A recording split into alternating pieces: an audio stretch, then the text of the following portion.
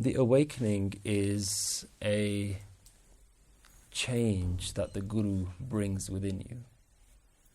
The awakening isn't something that you do. Awakening just means that you open your eyes. The way you see the dream changes because you see life as a dream. You see life as temporary. So all that has to change, the dream doesn't have to stop, life doesn't have to stop, you don't have to stop. It's just that you now navigate through that same life with open eyes. And some people have called this the opening of the third eye. That your very way of looking at the world is now more awake, more alert. And so what we are being recommended to do by the Guru is that we simply change our perception of reality. We see this as a permanent truth, as a reality. But if we can see this as a false reality, then it changes how we play in this game. How you play a computer game is different to how you function in a dream. In a dream, you feel like it's a reality. You don't feel like you have any control.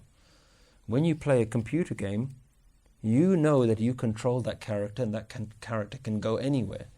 And nothing that happens in that game affects you in any way because you know it's a game.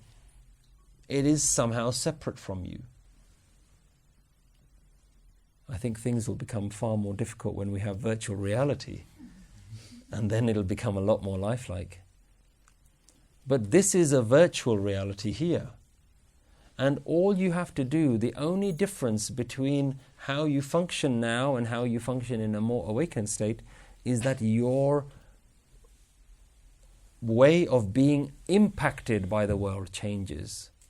You don't see everything that happens as a reality, and you don't see everything that happens as something for you to get depressed over, something for you to get angry over, something for you to get ecstatic over. This is how the normal world uses their emotions, that they just get so involved with the world that they allow the emotions to get carried away. And because their emotions are allowed to go on this emotional roller coaster, then they get upset, then they get depressed, then they get elated, and they just don't know how to have an equilibrium between those. When you know it's a computer game, when it's a virtual reality, then you think, no matter what's happening, I know there's something, a part of it that says that I'm going to remain unaffected. I'm going to remain detached from the rest of the world. So reality doesn't change. It's just that your detachment is heightened, your attachment is softened. It isn't that you don't affiliate with any emotions, because the worry with that is that you think that you're not allowed to love. You're not allowed to have close, intimate bonds with friends and loved ones and family. It isn't that. You can love your children, but at the back of your mind know that they are temporary, that they might go. That's a different kind of relationship than one that says, I love you and I never want you to leave me. There is an empowerment that comes by saying, I will love you, but I am willing to let you go. There's a detachment there. There is a suffering that says, I never want you to go. Don't ever leave me. I can't live without you. That is pain. That is struggling, because they will leave you or you will leave them. So love doesn't increase or decrease. There is just a love, and then behind it there is an awareness. And that awareness says, don't get carried away. And all of these are just to help you cope with this reality. Ultimately, what we're talking about is people are living and they don't know how to cope in this world. They don't know how to function in this world.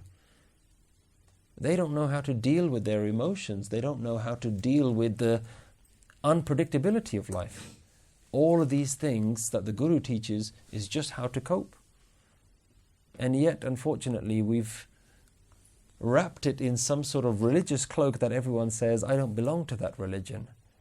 So I don't subscribe to anything that you have to say. Nothing that your Guru has to say is of any value to me, because my religion is distinct from your religion. My beliefs are different from your beliefs.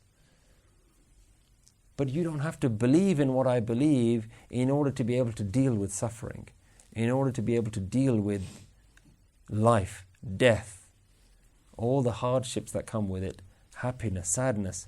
This is the philosophy of Guru Nanak. This is the philosophy of all the ancient Vedic traditions, that they teach you how to deal with reality.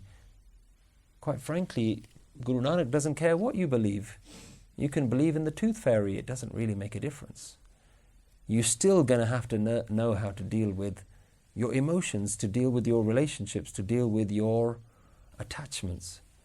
So the dream doesn't change, it's how the dreamer engages with the dream that changes.